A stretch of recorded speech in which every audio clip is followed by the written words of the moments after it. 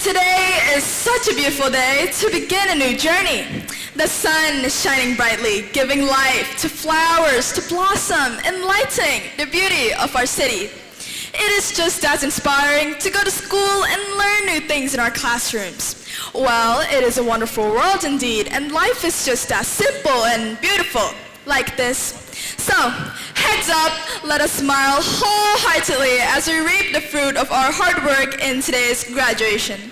We all finally made it here today because of our passion, dedication, and teachable heart. Congratulations, graduates!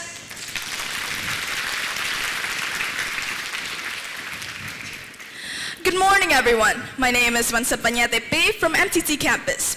I'd like to welcome you all to this graduation ceremony.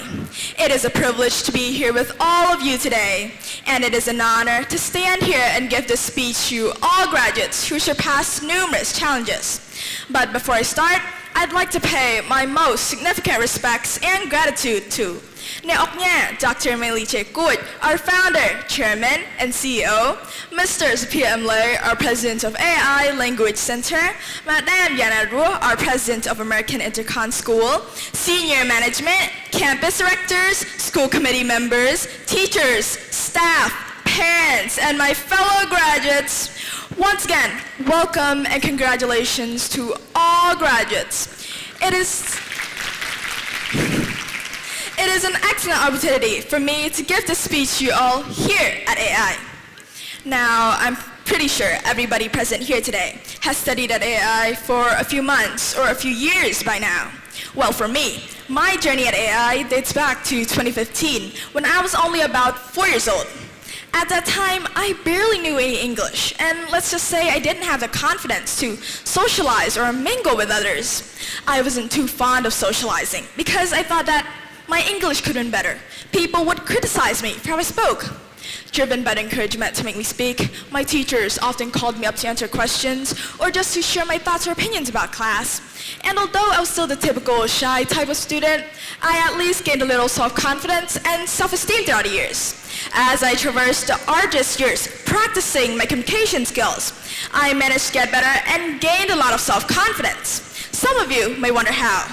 Well, first of all, I couldn't have done it without my friends. They would always motivate me to do things I was afraid of doing, encourage me to speak up more and not to be always quiet. Moreover, they tried to let me do things to let me step out of my comfort zone. Thanks to my parents and family, who also played a vital role in motivating me to speak publicly. They made me talk independently outside as well as order food on my own. And although these things may be simple tasks for other people, to me, it seemed like a big step out of my comfort zone, and it really was. You know, these typical things that elders push us to do can sometimes be a challenging process and can take years. There will always be an obstacle trying to stop you from reaching your goals, so you should always work hard to overcome it and never give up. If you see someone able to do something and you're unable to do that thing, don't think that you won't ever be like them. Instead, take them as your inspiration. They will guide you along the way. Everybody standing here today reminds me of the silly mistakes I made back in campus. I used to ditch class to hang with my friends, roam around campus literally for no reason, doing projects with my friends and sometimes not even being able to submit them on time, Christmas and Halloween events. These things are just pure memories we all can never forget. Now, do you also know what devastates me the most? I'm sure most of you have also experienced this. But the times when you're unable to go to the next round or when a contest truly hurts.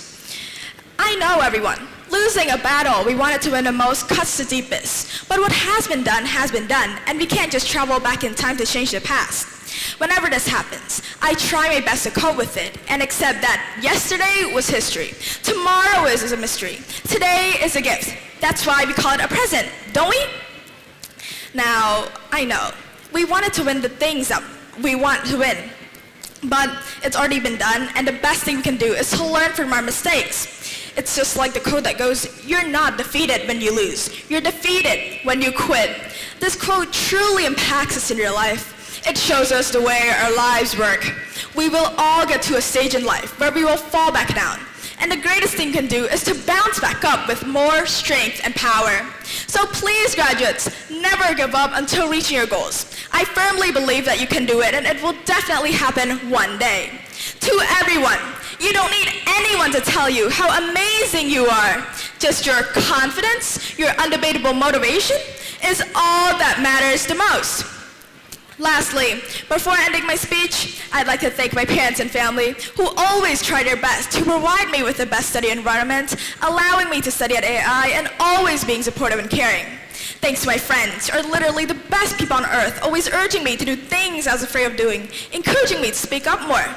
Thanks to my teachers and every teacher here at AI for spending your precious time teaching us, reminding us to do our homeworks, encouraging us to join competitions, and so on. Thanks to the whole AI family for providing such educational programs we all enjoyed and have molded us into who we are today. Thank you to everyone here for listening to my speech. And my final token for your lifetime journey is, shoot for the moon. Even if you miss, you'll land among the stars. Congratulations, my dear friends. Let us live this moment we've been waiting for so long.